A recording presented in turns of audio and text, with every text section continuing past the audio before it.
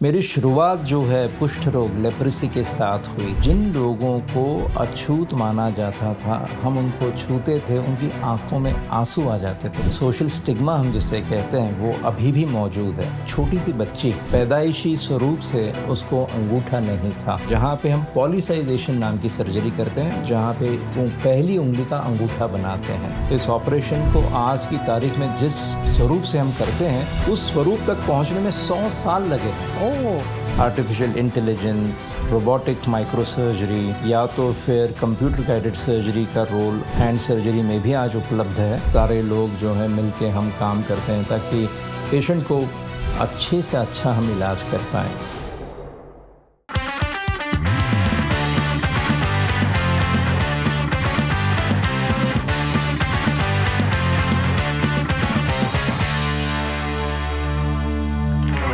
नमस्कार मंडली, मैं वीके यानी कि विचार कर और आज हमारे साथ है डॉक्टर अभिजीत वाहेगांवकर जो कि बहुत ही मशहूर हैंड सर्जन है। Welcome sir, welcome. नमस्कार और बहुत बहुत धन्यवाद विचारकर जी। Thank you sir. मैं आपसे ये सवाल पूछने वाला हूँ कि टेक्नोलॉजी और मेडिकल रिसर्च ने हैंड सर्जरी को कैसे बेहतर और आसान बना दिया है। बिल्कुल विचारकर जी, आज का ज़माना, आज का दौर ये टेक्नोलॉजी का ज़रूर है, परंतु हैंड सर्जरी एक ऐसी स्पेशलाइजेशन है जहाँ पे अभी भी थोड़ी सी ह्यूमन स्किल और ह्यूमन प्रिसीजन का इसमें महत्व है। परंतु फिर भी आर्टिफिशियल इंटेलिजेंस, रोबोटिक माइक्रोसर्जरी या तो फिर कंप्यूटर गाइडेड सर्जरी का रोल हैंड सर्जरी में भी आज उपलब्ध है, जिसकी वजह से हम सर्जरी को और भी प्रिसाइज या और भी सटीक बना सकते हैं और भी पेशेंट के लिए फ़ायदेमंद बना सकते हैं। जैसे कि डायग्नोसिस में मदद हो सकती है, ट्रीटमेंट इंटरवेंशंस में मदद हो सकती है। तो अगर हम टेक्नोलॉजी की बात करें, ये सिर्फ सर्जरी के तौर से नहीं, लेकिन आज मेडिसिन्स भी बहुत अच्छी आ गई हैं। इंजेक्शंस होते हैं जिसके इस्तेमाल से हम स्पोर्ट्स इंजरीज़ का इलाज कर सकते हैं, और फिर सर्जरी में हम टेक्नोलॉजी की मदद से, जैसे कि स्मॉल जॉइंट आर्थ्रोस्कोपी हो, पहले हम सिर्फ घुटने का और जैसे कंधों का इलाज कर सकते थे दूरबीन से, आज की तारीख में हम कलाई, अंगूठे के और उंगलियों के छोटे छोटे जो जोड़ है उसमें भी हम दूरबीन से ऑपरेशंस कर सकते हैं। सर, आपने ऐसी कौन सी हैंड सर्जरी की है जिसने आपको बहुत ही गर्व महसूस किया है और आप सोचते हैं कि इसी वजह से मैं ये काम करता हूँ। वैसे तो हर एक मरीज़ जो ठीक हो जाता है वो एक आनंद का और सेटिस्फैक्शन का केंद्र बिंदु बन जाता है, परंतु मैं ज़रूर आपसे ये साझा करना चाहूँगा, मेरी शुरुआत जो है प्रैक्टिस की ये कुष्ठ रोग लेप्रेसी के साथ हुई थी, और वहीं से मैं प्रेरित हुआ था हैंड सर्जरी को अपना जीवन का लक्ष्य या करियर पाथ बनाने के लिए। वहाँ पे मैं पहले पैरों की ज़ख्मों का या तो इन्फेक्शंस का ट्रीटमेंट किया करता था, परंतु किसी कारणवश कुष्ठ रोग में आप जानते हैं हाथों में बहुत सारी प्रॉब्लम्स आ जाती हैं, उंगलियां जो है वो डिफॉर्म हो जाती हैं, उसमें व्यंग आ जाता है। ना केवल इतना, कुष्ठ रोग में अभी भी समाज में एक प्रकार का जो सोशल स्टिग्मा हम जिसे कहते हैं वो अभी भी मौजूद है। उस वक्त मुझे किसी कारण हैंड सर्जरी करने का एक अवसर मिला, और तब मैंने जाना कि जिन लोगों को अछूत माना जाता था, हम उनको छूते थे, उनकी आंखों में आंसू आ जाते थे मरीज़ों के।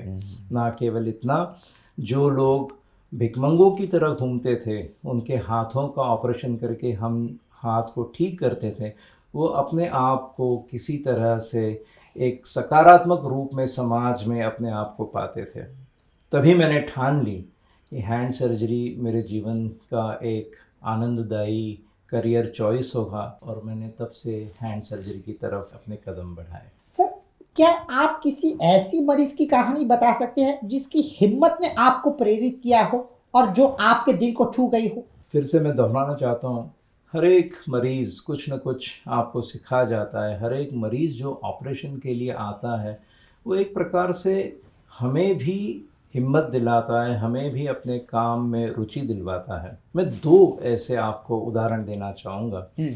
एक उदाहरण, एक छोटी सी बच्ची जो पैदाइशी स्वरूप से उसको अंगूठा नहीं था, माँ बाप बड़े परेशान, और अंगूठा जो है आप शायद जानते हो कि हाथ के 50% कामकाज के लिए या फंक्शनैलिटी के लिए उपयुक्त होता है। और इस लड़की को अंगूठा ना हो, दोनों हाथों में अंगूठा ना होने की वजह से वो किसी चीज़ को पकड़ना भी नहीं कर पाती थी।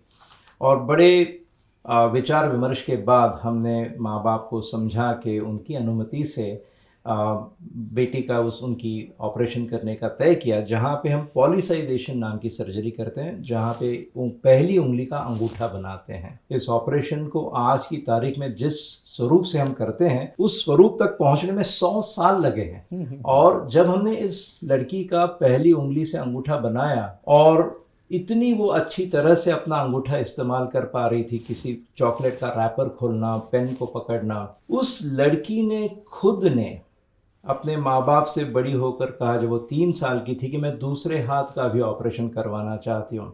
ये बड़ी अचंभित करने वाली बात है कि एक छोटी सी बच्ची जो कुछ ना समझे वो खुद कहती है कि मैं दूसरा हाथ भी ठीक करवाना चाहती हूँ। एक ये उदाहरण मैं हर वक्त याद रखता हूँ और मुझे प्रेरित करता है। दूसरा उदाहरण है एक 11 साल की लड़की जो थी, कंस्ट्रक्शन साइट पे अपने माँ बाप लेबरर जो का मजदूर होते हैं उनकी बेटी लिफ्ट के आसपास खेल रही थी और लिफ्ट की जाली जो होती है उसमें उसका हाथ था, किसी ने लिफ्ट का बटन दबाया और लिफ्ट के साथ उसका हाथ अपनी कोहनी से पूरी तरह से अपने अंग से टूट गया था, या एम्पुटेशन हम जिसे कहते हैं। और इस लड़की का हमने तकरीबन 14 घंटे ऑपरेशन करके माइक्रो सर्जरी यानी हड्डियों को जोड़ना, मांसपेशी को जोड़ना, रक्त वाहिनियों को जोड़ना, नसों को जोड़ना, और 14 घंटे की ऑपरेशन या सर्जरी के बाद ये आगे चल के इस हाथ का कुछ हद तक इस्तेमाल कर पा रही। तो हम यही सोचते हैं कि ये लड़की जो कोहनी के आगे जिसको हाथ नहीं होता, उस लड़की का हमने ये ऑपरेशन निःशुल्क किया था। वो लड़की बाद में बड़ी होके हमें शादी का न्योता भी दे गई। तो ये दो मैं उदाहरण या दो पेशेंट को हर वक्त याद करता हूँ और ये मुझे प्रेरित करता रहता है।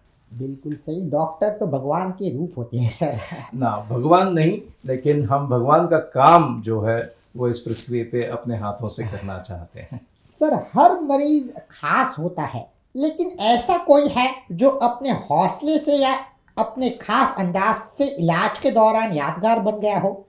बिल्कुल, ये दो तो जो मैंने आपको उदाहरण दिए ही हैं, परंतु हाल ही में एक स्पोर्ट्समैन जो है बड़ा जो कहते हैं शरीर सौष्ठव भी उसका बहुत अच्छा था, जिम जाना, सेहत बनाना, किसी कारण उसकी कलाई में फ्रैक्चर हो गया था, कहीं से ऑपरेशन होके वो फेल हुआ था और बड़ी मुश्किल में था और लगभग हड्डी का चकनाचूर हो जाना हम जिसे कहते हैं, अंदर जो प्लेट डली हुई थी वो टूट गई थी और वो बड़ी उम्मीद से हमारे पास आया। हमारा डिपार्टमेंट जो है, हम टीम वर्क में विश्वास रखते हैं, सारे लोग जो हैं मिलके हम काम करते हैं ताकि पेशेंट को अच्छे से अच्छा हम इलाज कर पाएँ। इस पेशेंट का हमने बड़ी जटिल सर्जरी या ऑपरेशन करवा के कलाई का जो हमने फिर से कामकाज करने के लिए हड्डी को ठीक किया, परंतु उससे भी ज़्यादा, हमारे प्रयासों से भी ज़्यादा उस पेशेंट का हौसला हिम्मत इतना प्रेरणादायी और इतना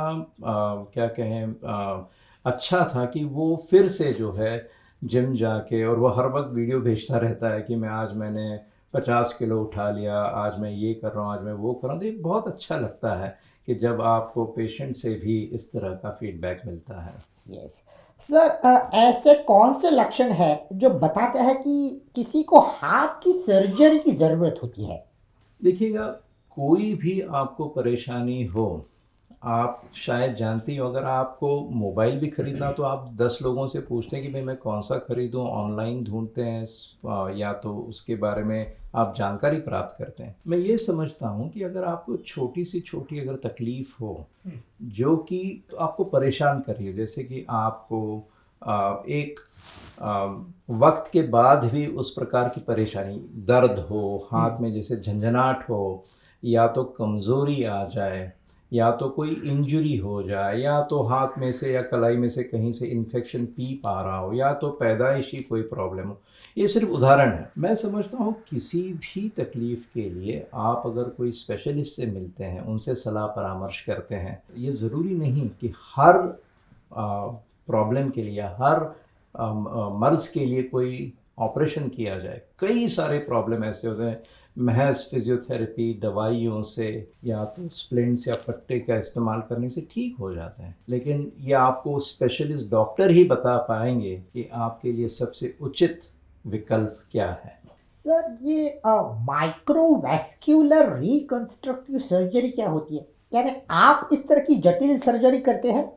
हैंड सर्जरी का एक अभिन्न अंग जो है वो है माइक्रोवैस्कुलर सर्जरी, जहाँ पे हम जटिल से जटिल समस्याओं का निवारण जो है वो इस तकनीक से करते हैं। माइक्रोवैस्कुलर का मतलब होता है जो सूक्ष्म रक्त वाहिनियाँ होती हैं या तो जो सूक्ष्म नसें होती हैं, उनको हम सूक्ष्मदर्शिका यानी माइक्रोस्कोप के द्वारा छोटे छोटे इंस्ट्रूमेंट्स और छोटे छोटे औजार जो होते हैं, माइक्रो इंस्ट्रूमेंट जिसे कहते हैं, और जो धागे हम सिलने के लिए इस्तेमाल करते हैं वो आपको आँखों से नज़र ना आए, इतने महीन धागों से इनका हम रिपेयर करते हैं। जैसे कि उदाहरण हो, उंगली अगर कट जाए या तो कलाई में से हाथ कट जाए, मशीन में जाके उसको वापस जोड़ना, जिसको रीप्लांटेशन सर्जरी कहते हैं। या तो अगर हड्डी आपकी टूट गई हो, इन्फेक्शन हो गया और वहाँ पे हड्डी के बीच में गैप हो गई हो, तो शरीर के दूसरे हिस्से से हड्डी को उसकी रक्त वाहिनी के साथ यानी ब्लड सप्लाई के साथ हम जो है उस जगह पे जो है ला के जोड़ देते हैं ताकि